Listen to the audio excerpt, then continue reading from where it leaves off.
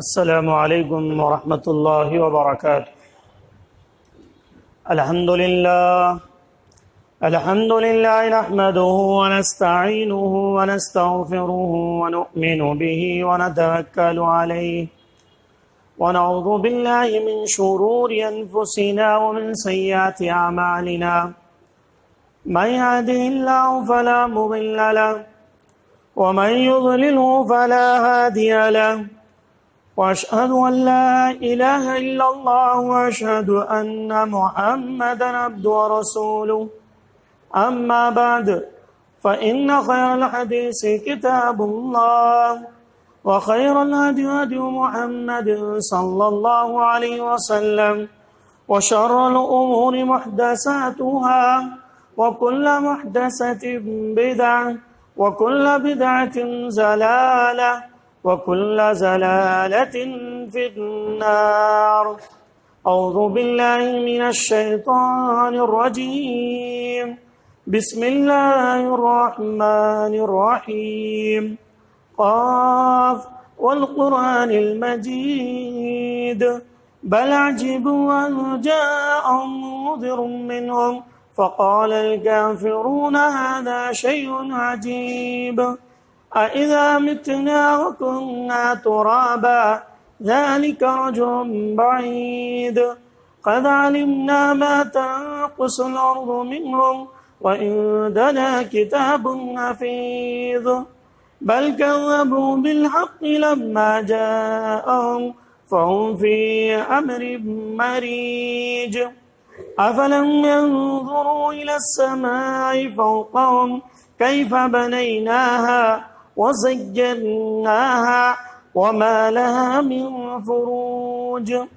والأرض مددناها وألقينا فيها رواسي وأنبتنا فيها من كل زوج بهيج تبصرة وذكرى لكل عبد منيب ونزلنا من السماء ماء مباركا فأنبتنا به جنات وحب العصيد والنخل باسقات لها طلع نضيد رزقا للعباد وأحيينا به بلدة ميتا كذلك الخروج كذبت قبلهم قوم نوح وأصحاب الرس وثمود وعاد وفرعون وإخوان لوط وأصحاب الأيكة وقوم تبع كل كذب الرسل فحق وعيد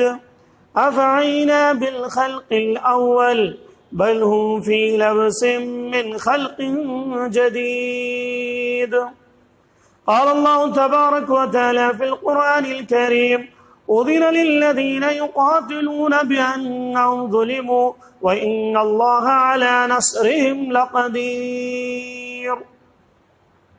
تمام طرح کی تعریفیں، حمد و ثنا، بڑائی و کبریائی اس اللہ رب العالمین کے لیے لائق و زیبا ہے جو تمام جہانوں کا پالنہار ہے۔ اس اللہ رب العالمین کا مجھ پر اور آپ پر لاکھ لاکھ شکر اور احسان ہے کہ اللہ تبارک و تعالیٰ نے ہم امت محمدیہ کے دھڑکتے دلوں کو اللہ نے آزادی نصیب فرمائی۔ اس اللہ کا ہم پر اتنا بڑا احسان ہے کہ اللہ تبارک و تعالیٰ نے ہم امت محمدیہ کے نونہالوں کو آزادی عطا کرنے کے بعد دین پر عمل کرنے کی، شریعت کے مطابق زندگی گزارنے کی کھلی چھوٹ اللہ نے مجھے اور آپ کو میسر عطا فرمائی۔ اور اس اللہ کا ہم پر اتنا بڑا احسان ہے کہ اللہ نے ہمیں ایسے ملک میں پیدا فرمایا کہ جو ملک کبھی کسی اور نے اس کو ہتائے ہوا تھا، اس پر قبضہ کیے ہوئے بیٹھے ہوئے تھے، جب مسلمان اپنی شریعت پر صحیح طور پر عمل بھی نہیں کر سکتا تھا، لیکن وہ حالات اللہ نے ختم کر دیے۔ مجھ کو اور آپ کو اللہ نے آزادی نصیب فرمائی اور اس ہندوستان کے اندر شریعت بل کو پاس کر کے امت محمدیہ کے لیے موقع میسر کیا کہ اے امت محمدیہ کے لوگوں، تمہیں اپنی زندگی آزادی کے ساتھ گزارنی ہے، اور اس آزادی میں تمہیں شریعت کے مطابق زندگی گزارنی ہے، کیونکہ ایک انسان کو آزادی کا مل جانا یہی اللہ کی سب سے بڑی نعمت ہے۔ جن ملکوں میں آزادی نہیں ہے، جن ملکوں کے اندر مسلمان سسک رہا ہو، جہاں جن ملکوں کے اندر مسلمانوں کو انہیں اپنے حقوق نہ مل رہے ہوں، نہ انہیں نماز پڑھنے کے لیے موقع دیا جاتا ہو، نہ انہیں روزہ رکھنے کے لیے سہولت دی جاتی ہو، نہ انہیں کوئی دین کا مسئلہ ہو، انہیں آسانی کے ساتھ اسے ادا کرنے کا موقع نہیں دیا جاتا ہے، تو ایسے ملک میں، ہندوستان کے اس پر رونق ملک میں، ہندوستان جیسے ایک عظیم ملک میں اللہ نے مجھے اور آپ کو پیدا کیا۔ پیدا کرنے کے بعد ایسے ایام نے ہم نے آنکھیں کھولی کہ جبکہ مصیبتیں ختم ہو چکی تھی، جبکہ پریشانیاں ختم ہو چکی تھی، کفار کی الغار ہمارے اوپر باقی نہ بچی تھی، ایسے وقت میں نے اور آپ نے آنکھیں کھولی۔ یہ اللہ کا مجھ پر اور آپ پر بہت بڑا احسان ہے۔ ایک چھوٹی سی حمد و ثنا کے بعد درود و سلام کا نزول ہو جیو میرے اور آپ کے آخری نبی، آمینہ کے لال، مدینہ کے سردار جناب محمد الرسول اللہ صلی اللہ علیہ وسلم پر، اس نبی اقدس مقدس پر جس نبی اکرم صلی اللہ علیہ وسلم نے اس امت کو یہ بات تعلیم دی کہ اے امت محمدیہ کے لوگوں، تمہیں اپنی زمین سے محبت کرنی ہے، تمہیں اپنے ملک سے محبت کرنی ہے، تم جس جگہ پر رہتے ہو تمہارا فریضہ ہے کہ تم اس جگہ کی حفاظت کرو، اور اس ملک کے لیے جہاں پر تمہاری زندگی چل رہی ہو، جہاں پر زندگی کے تمہاری سانسیں چل رہی ہو، وہاں کی حفاظت کرنا، وہاں کی حفاظت کے لیے اپنی جانوں کو قربان کرنا تمہارا فریضہ ہے۔ یہ اسلام مجھے اور آپ تعلیم دیتا ہے۔ اللہ کے نبی جناب محمد الرسول اللہ صلی اللہ علیہ وسلم نے بھی یہی تعلیم دی کہ تمہیں اپنے ملک کی حفاظت کرنی ہے، تمہیں اپنے شریعت اسلامیہ کو نافذ کرنے کے لیے، شریعت اسلامیہ پر عمل پیرا ہونے کے لیے تمہیں امن کو قائم کرنا ہوگا، تمہیں اپنے ملکوں کی حفاظت کرنی ہوگی۔ تمہارے اندر، تم جس ملک کے اندر رہتے ہو اس سے محبت تمہارے لیے لازمی ہے۔ اسی لیے جب اللہ کے نبی جناب محمد الرسول اللہ صلی اللہ علیہ وسلم کو جب مکہ سے نکال دیا گیا، مکہ سے نکال کر مدینہ ہجرت کرنے پر مجبور کیا گیا، تو اللہ کے نبی صلی اللہ علیہ وسلم نے فرمایا تھا کہ اے سرزمین مکہ، اللہ کی قسم کھا کے کہتا ہوں کہ مجھے تیری زمین سے اتنی محبت ہے، وَلَوْلَا أَخْرَجْتُ مِنْكِ مَا لَا أَخْرَجْتُ، اور ہرگز میں اس زمین سے نہیں نکلتا اگر یہ کفار مجھے مکہ کی سرزمین سے اگر نہ نکالتے۔ پھر آگے اللہ کے نبی صلی اللہ علیہ وسلم نے فرمایا کہ اے سرزمین مکہ، تیری مجھے اتنی محبت دل میں ہے کہ میں تیری مٹی سے محبت کرتا ہوں، تیری دیواروں سے مجھے محبت ہے، میں کبھی زمین کو چھوڑ کر ہرگز نہ جاتا، ورنہ یہ لوگ مجھے تکلیف اگر نہ دیے ہوتے۔ تو یہ حدیث مستدرک حاکم کی روایت، صحیحین کی روایت ہے مستدرک کی، اس کا حدیث کے اندر یہ بات بتلائی گئی کہ لوگوں، تمہیں اپنی زمین سے محبت ہونی چاہیے، تمہیں اس بات کا علم ہونا چاہیے کہ تم جس ملک میں رہتے ہو، جس زمین پر تم بستے ہو، اس کی تمہارے لیے کیا اہمیت ہے، اس کو آزاد کرانے میں تمہارے لیے کیا قربانیاں پیش کی گئی ہیں۔ قرآن کریم کی سورہ حج کی آیت نمبر 39 جو میں نے آپ کے سامنے پڑھی، اس میں بھی اللہ نے یہی کہا، اذن للذین یقاتلون بانہم ظلموا وان اللہ علی نصرہم لقدیر، کہ اگر وہ لوگ اذن للذین یقاتلون، ان لوگوں کو قتل کر دیتے ہیں اور ان پر ظلم کرتے ہیں تو ان کے لیے مقابلے کے لیے تیار ہو جاؤ، اللہ کی مدد تمہارے اوپر آ جائے گی۔ وان اللہ علی نصرہم لقدیر، جو تمہارے نصیب میں ہوگا وہ ہو کر رہے گا، لیکن اللہ کی مدد تمہارے ساتھ ہوگی۔ الذین اخرجوا من دیارہم، جن لوگوں کو ان کے گھروں سے نکال دیا گیا، کس لیے نکالا گیا؟ کہ ان یقولوا ربنا اللہ، وہ یہ کہہ رہے تھے کہ رب ہمارا ایک رب ہے، وہ اللہ رب العالمین ہے۔ تو یہ آیتیں یہ تعلیم دیتی ہیں کہ مجھے اور آپ کو، ہم جس زمین پر رہتے ہیں اس زمین سے محبت کرنی چاہیے، اس کے لیے اپنے جانوں کو قربان کرنا چاہیے۔ آج 14 اگست، کل 15 اگست ہے۔ 15 اگست یہ میرے اور آپ کے لیے یادگار تاریخ کا دن ہے۔ یہ دن آزادی ہندوستان، تحریک آزادی کا دن، آزادی ہندوستان کا دن ہے۔ وہ دن، اس دن کی اہمیت آپ کو اور مجھے اس بات کا علم ہونا چاہیے۔ ہماری اس نسل کے بچے بچے کے اندر تاریخ آزادی ہند میں مسلمانوں نے جو کردار نبھایا، مسلمانوں نے جو اپنا رول اپنایا، اس کو مجھے اور آپ کو جاننا ضروری ہے۔ بہت ساروں کے ذہنوں میں بات آتی ہے کہ آزادی کے وقت ہر سال مسلمانوں کی آزادی کے بارے میں کیوں بات کرتے ہیں، مسلمانوں کی آزادی کو کیوں تازہ کیا جاتا ہے؟ اس کے تعلق سے آپ کو 2-3 باتوں کا خاص طور پر علم ہونا چاہیے۔ کیونکہ جو قوم اپنی تاریخ بھلا دیتی ہے، اللہ کی قسم ہے کہ وہ قوم تیس و نابود ہو جاتی ہے، وہ قوم تباہ ہو جاتی ہے۔ جس قوم کو اس کی تاریخ نہ معلوم ہو، جس قوم کو اس کی آزادی کا علم نہ ہو، وہ قوم تباہ کر دی جاتی ہے۔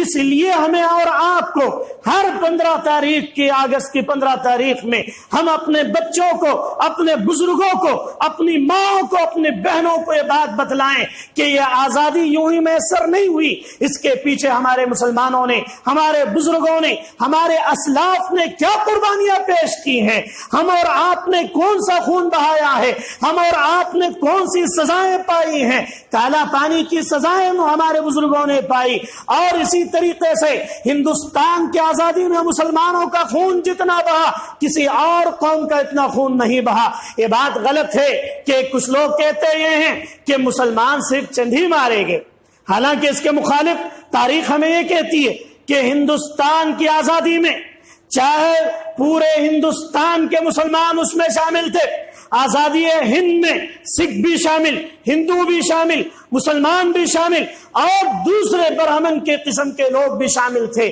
لیکن ان تمام کے موجودگی کے باوجود ہندوستانی مسلمانوں نے اس پر کمانڈری کا حق حاصل کیا تھا۔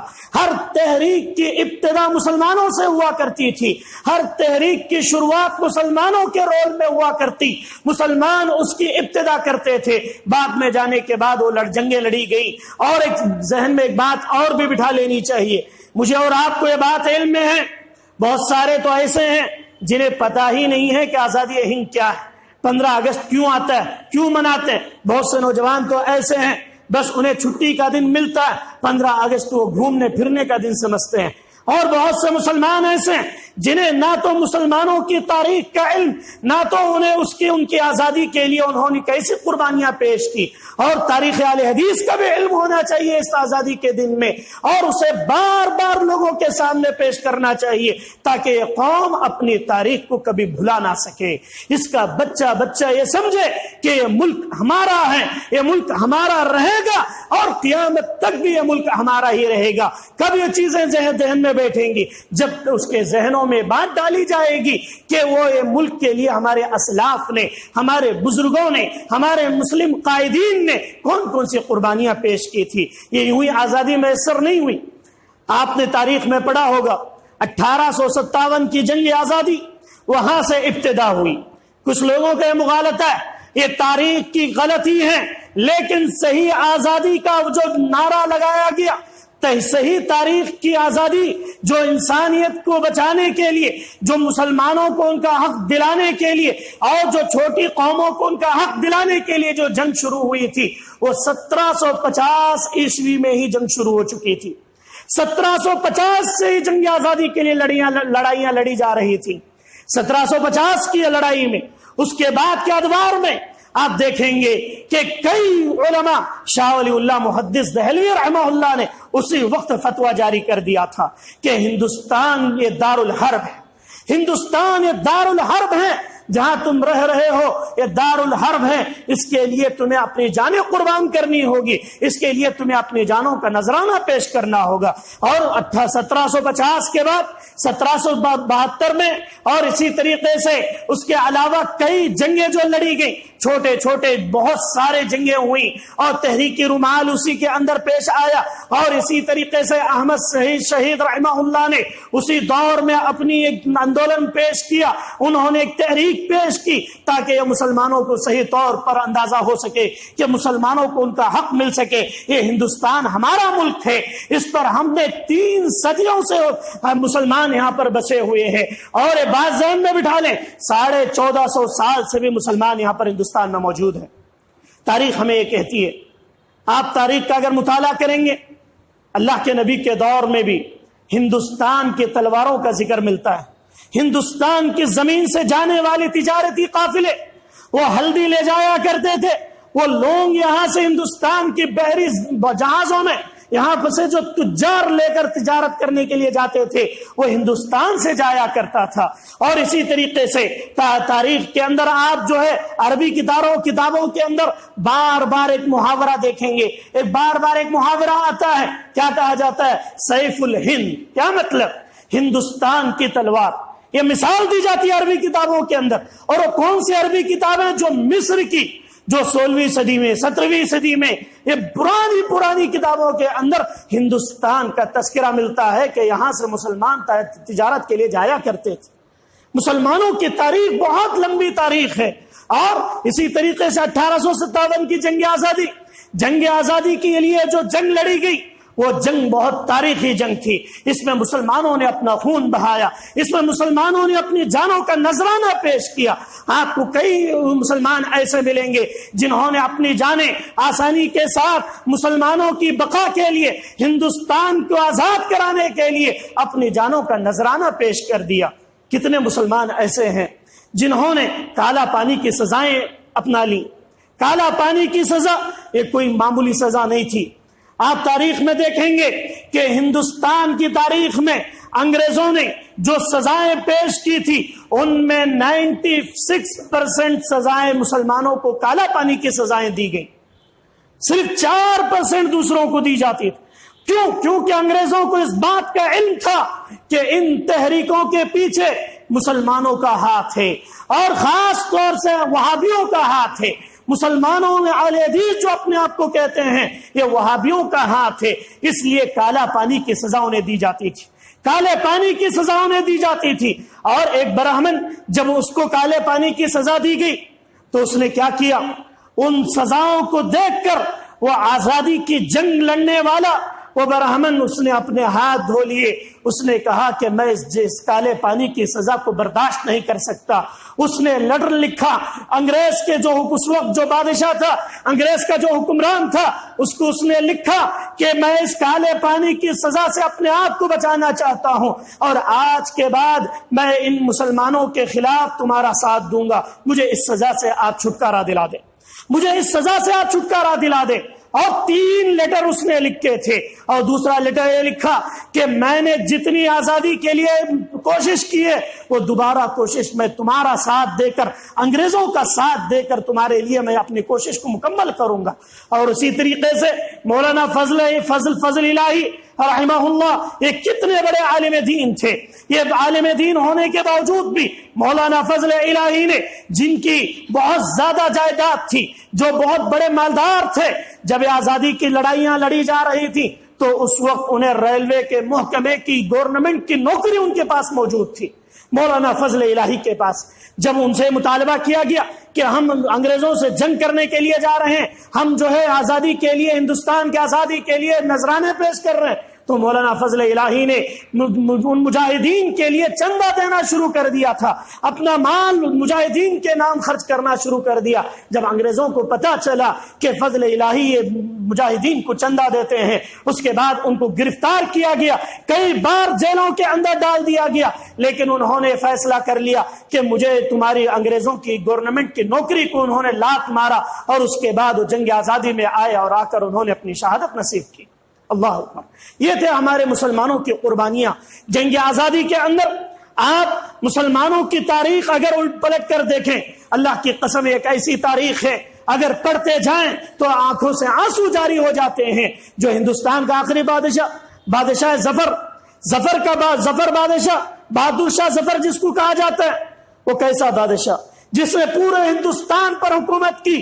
اس کا عالم یہ ہوا، اس کو ایسی سزائیں دی گئیں کہ منگول کی زمین پر اس کو جو ہے قید کر دیا گیا، اور بہادر شاہ ظفر کے آنکھوں کے سامنے 4 جوان بچوں کو زندہ ذبح کر دیا گیا، 4 جوان بچوں کو زندہ ذبح کر دیا گیا۔ اور اس کے بعد اس کو لے جا کر منگول کی سرزمین پر اسے جو ہے قید خانے میں ڈال دیا گیا. اسی کے تحت اس نے کچھ اشعار کہے تھے. اس کی جو غزل مشہور غزل ہے کہ عمر دراز مانگ لائے تھے 4 دن، 2 آرزو میں کٹ گئے 2 انتظار میں، کہ کتنا بڑا بد نصیب ہے اے ظفر تجھے 2 گز زمین نہ مل سکی اس کوہ یار میں. جس زمین پر تو پورے ہندوستان پر حکومت کرتا تھا، جب تیری موت کا وقت آیا تو ہندوستان کے 2 گز زمین پہ میسر نہیں. وہ اپنے آخری غزل میں یہی کہتے ہیں کہ ہم نے پوری جانیں قربان کر دی، اپنے بچوں کے نذرانے پیش کر دیے اس ہندوستان کے لیے، لیکن 2 گز زمین ہمیں میسر نہیں ہوئی. ایسے ہمارے مسلمانوں نے، ہمارے قائدین نے اپنی قربانیاں پیش کی اس آزادی کے لیے، ہندوستان کے اس آزادی کے لیے. حضرت موہانی کا نام آپ نے سنا ہوگا. اردو ادب کے اندر حضرت موہانی یہ بہت بڑے ادیب مانے جاتے ہیں اور شاعر بھی ہیں. جب انہیں راولپنڈی کی جیل میں ڈال دیا گیا، جب انہیں جیل میں ڈال دیا گیا تو اس کے بعد ان کی حالت اتنی خراب ہو گئی کہ اتنا بڑا اہل علم، اتنا بڑا ادیب، جس کی عداوت، جس کی ادبیت، جس کی لکھاوت آج اچھے بڑے بڑے پروفیسر نہیں پڑھ پائیں گے، آج اچھے اچھے ٹیچرز نہیں پڑھ پائیں گے، اردو حل نہیں کر پائیں گے. اتنی اچھی اردو جاننے والے، اتنے بڑے ماہر انسان، اس کو کیا کیا انگریزوں نے. حضرت موہانی کو انگریزوں نے جیل میں ڈال دیا. اس کے بعد انہیں ایسی سزائیں دی گئی. ایک سزا ان کے لیے یہ متعین کی گئی کہ وہ پورا دن چکی پیسا کرتے تھے. چکی پیستے پیستے ان کی آنکھوں سے، ہاتھوں سے خون نکل جاتا تھا. تو حضرت موہانی نے جیلر سے کہا کہ مجھے ایک کولسا دیجئے، مجھے ایک کوئلہ جس کو کولسا کہا جاتا ہے، اس کو انہوں نے منگایا. منگانے کے بعد وہاں کی جیل کی دیواروں پر انہوں نے اشعار لکھے کہ لکھا کہ میں کیسی بد نصیبی میں موت مر رہا ہوں کہ میری زبان پر اشعار ہیں اور ہاتھ جو ہے چکی پیستے پیستے جل چکے ہیں، چکی پیستے پیستے خون آ رہا ہے. یہ ہماری کیسی حالت ہو چکی ہے کہ لوگوں، ہم نے آپ کے لیے قربانیاں دی ہیں، تمہیں اس ملک کی حفاظت تمہارے اوپر ہے. یہ ملک میرا اور آپ کا ہے، کسی اور کا نہیں ہے. پورے ہندوستان کے سب جو جماعتیں ہیں، سب تنظیموں کا ہندوستان ہے. اور کوئی یہ کہے کہ مسلمان یہاں سے چلا جائے، مسلمانوں کی کوئی اوقات نہیں ہے. مسلمانوں کی ذات سے، مسلمانوں کی شریعت سے کھلواڑ کیا جا رہا ہے. اللہ تعالیٰ میری اور آپ کی حفاظت فرمائے.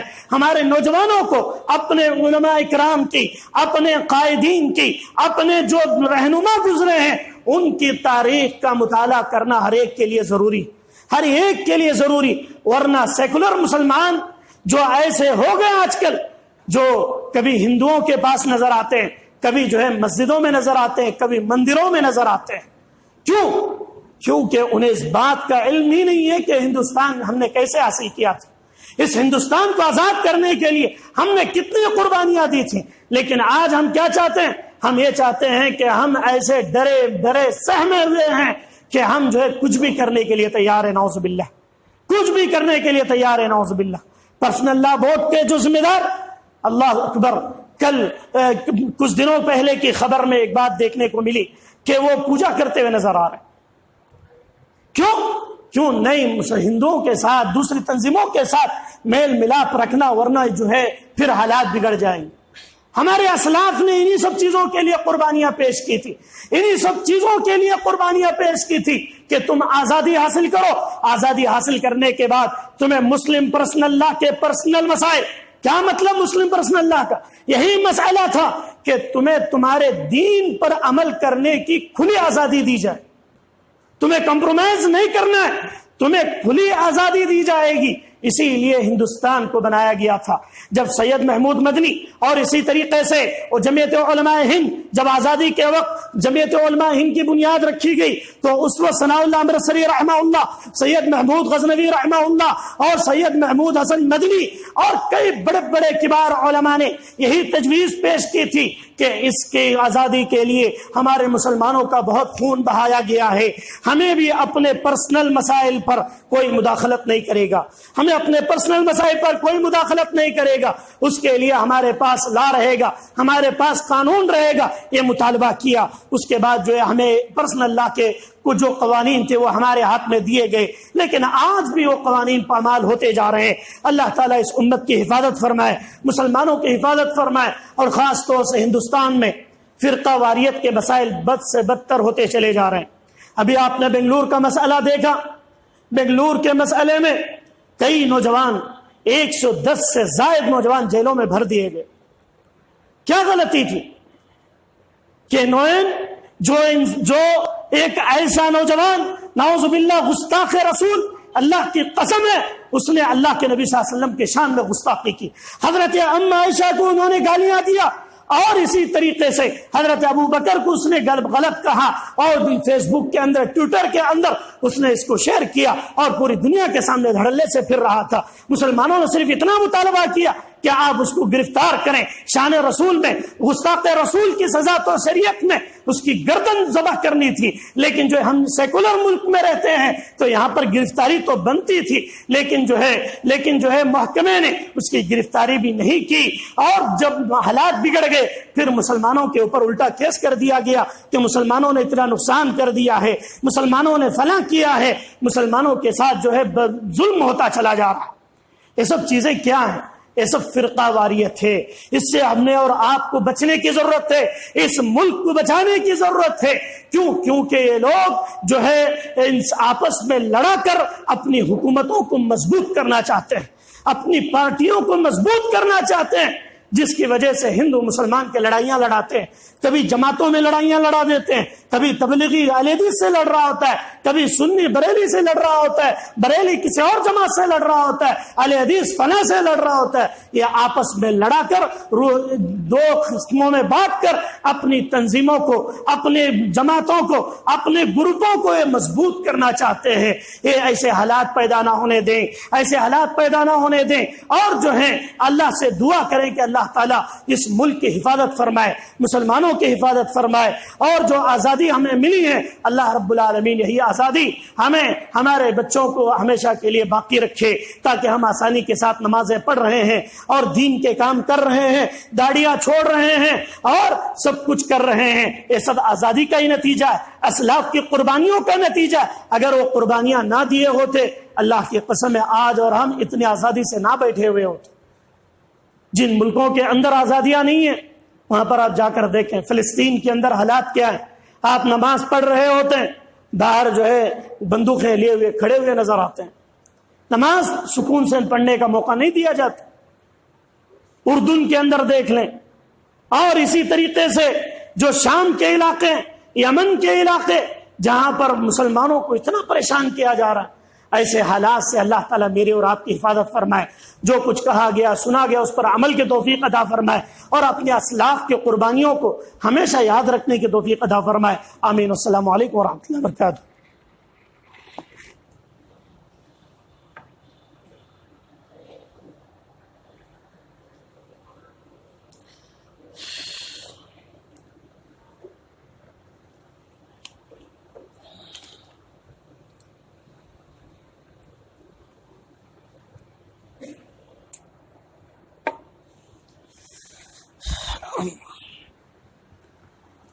الحمد لله نحمده ونستعينه ونستغفره ونؤمن به ونتوكل عليه ونعوذ بالله من شرور انفسنا ومن سيئات اعمالنا من يهده الله فلا مضل له ومن يضلل فلا هادي له واشهد ان لا اله الا الله واشهد ان محمدا عبده ورسوله اما بعد۔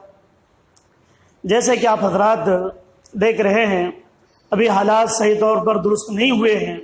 اس کورونا کی وجہ سے بہت ساری احادیث پر عمل کرنے کا موقع ملا امت کو، جیسے کہ جمعہ کے وقت 1 بجے سے یا 1:20 تک یا 1:25 تک خطبہ کافی ہے، وہ اسی لیے رکھا گیا تھا کہ جو ہے لوگ جو ہے آپس میں زیادہ دیر تک ایک جگہ نہ بیٹھیں، اور اصل حدیث کے اندر بھی یہی بات ملتی ہے کہ جمعہ کا خطبہ جو ہے مختصر ہونا چاہیے۔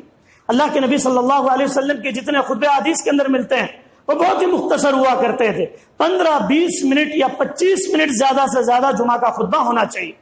الحمدللہ اس لاک ڈاؤن میں پورے ملک میں، پوری دنیا کے اندر، سعودی عرب تو پہلے سے ہی عمل کر رہے ہیں 20 منٹ 15 منٹ پر وقفہ، پر 20 منٹ کا خطبہ بہت زیادہ ہو گیا، لیکن جو ہندوستان میں اب عمل میں آیا اسی مناسبت سے 1 بجے سے 1:25 سے 1:20 کا وقت رکھا گیا، پھر بھی لوگ کیا کر رہے ہیں؟ اپنے وقت پر آ رہے ہیں، 1:15 1:20 نماز کے وقت پر آ رہے ہیں۔ افسوس کا مقام کہ بہت مختصر 25 منٹ یا 20 منٹ کا وقت اگر ہم اور آپ نہ نکال سکے، اللہ کی قسم ہے یہ وقت کے لیے ترس جائیں گے، پھر یہ وقت ہمیں میسر نہیں ہوگا۔ یہ مختصر وقت پر آئیں اور جو ہے جمعہ کی جو فضیلت ہے وہ فضیلت پانے والوں میں شامل ہو جائیں، ورنہ یہ زندگی ایسی ہے۔ اللہ کے نبی صلی اللہ علیہ وسلم نے فرمایا تھا قیامت کے قریب حالات ایسے آئیں گے کہ رات کو سویا ہوا صبح اٹھ نہیں پائے گا، صبح کو دکھا ہوا رات تک بچ نہیں پائے گا۔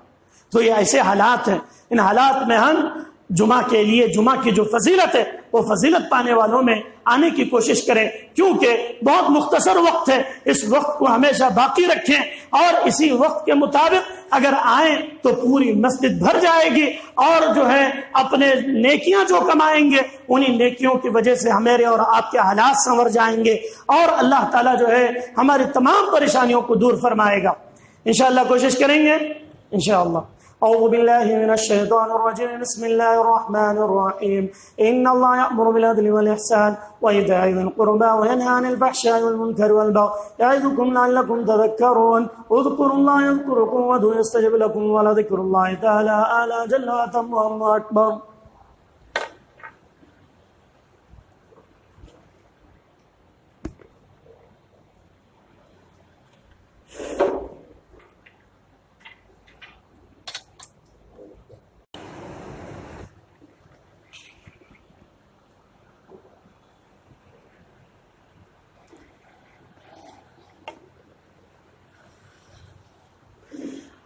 السلام علیکم۔